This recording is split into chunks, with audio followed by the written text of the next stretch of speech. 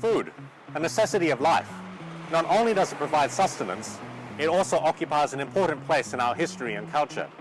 It brings friends and family together and is a source of great joy and inspiration. It's also big business, subject to inequitable distribution and a potential source of great waste. Running a food business is not without its challenges. Running an environmentally ethical, sustainable food business even more so. So why make things more difficult than they need be? Here at the Royal Kitchen in Fremantle, it's actually their point of difference that distinguishes them as a venue of choice for lovers of fine food.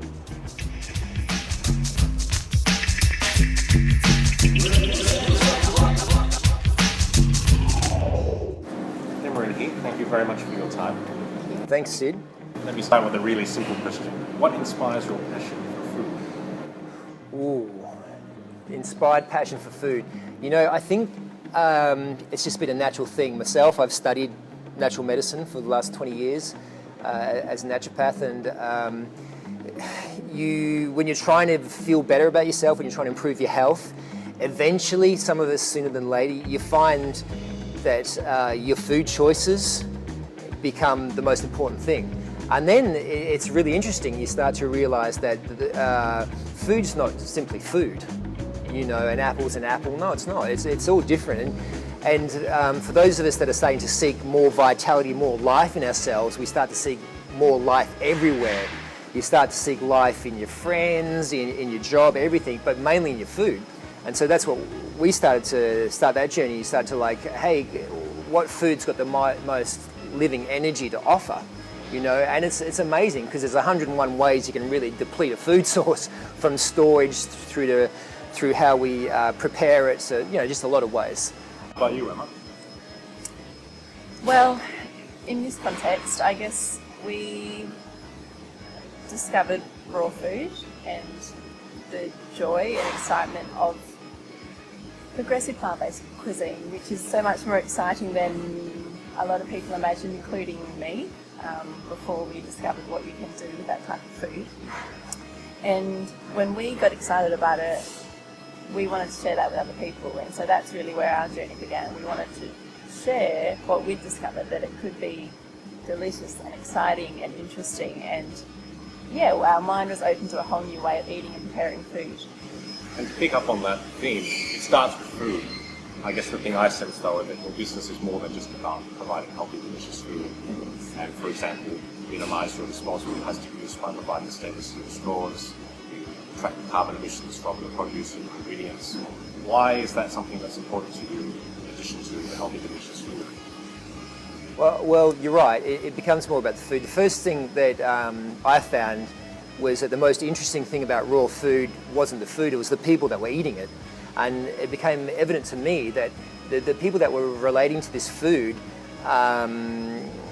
were similar in the fact that they were more conscious about a lot of things, and they were more into and more passionate about a lot of things, and it varied a lot, and they were just more interesting people, you know. So straight away it became about the people, and it does bleed out. It's a holistic cuisine and it's a holistic lifestyle, and what that means by definition is that you look at everything to do with it, you know, and as a person we're just being authentic, and we would never get into a business and knowingly add to the problems of the world. The modern and progressive approach is to try and make the world a better place and to try and leave it in a better place for the successive generations, you know. Yeah, and to add to that, I guess you sort of touched on it, that we wanted to,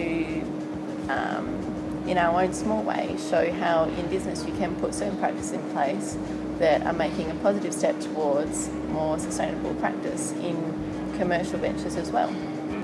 If people coming here and experiencing what we do, if they take notice of one or two things, that's fantastic for us. You know, it's just opening people's minds to different ways of doing things, perhaps. Choosing to have a more sustainable, mindful, ethical business, is that an extra cost, or is that just the real cost of doing business? To us, it's an added cost, but we also believe in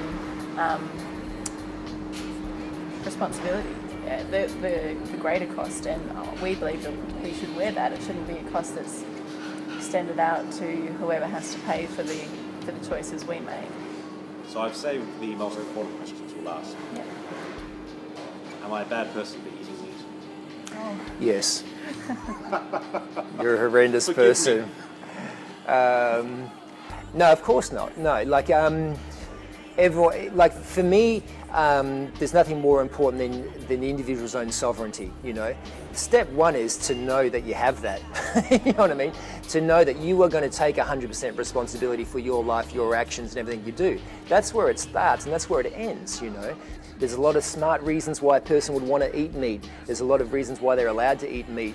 It's an irrelevant question in my world, you know, like everyone's allowed to do what they want to do, you know, but we are collectively a community, collectively all riding this planet through the ethers, and so we have to think sustainably, and we have to allow the scientific data to be discussed, you know, and hey, it ain't looking good for cows, put it that way, you know, it's not, and the science is also suggesting we don't need to be eating the meat we're eating. It's not doing us any harm. So like But yeah, the data, I think that most people aren't informed in that way. We don't hear that through the mainstream education channels that we have, media or otherwise, that the pros and cons of these things. You know, we're brought up in a society where we eat meat.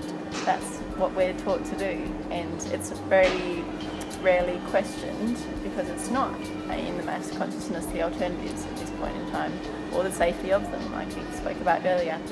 So I don't think that it certainly doesn't make anybody a bad person. It's about education and being informed and then making a decision what's right for you. And even then, that may not be the right decision to decrease your meat consumption or otherwise. It's very personal, and there's no, you can't judge. Yeah, but be open to change. Is my parting message. Be open to change. Just start to eat a lot of plant food as a cleanse, you know, because it does run through your system, it's cleansing, and see how you feel, because like the palate has a powerful influence on the psyche, you know what I'm saying? And like food is addictive, you know, and so we get addicted to food. So are we eating food for the right reasons, or is it an addiction thing? Because if you want to reclaim your own sovereignty, the first thing you have to breach is addictions, man. Addictions to laziness, to Facebook, and to food, you know? Heath, Emma, thank you so much for your time. Hey, thank you. Thanks, Sid. Food should be celebrated. It should be savoured, enjoyed, and bring pleasure through its consumption. However, this can't be at whatever cost. We can't disregard the social, economic, and environmental impact that food and food production has on the planet.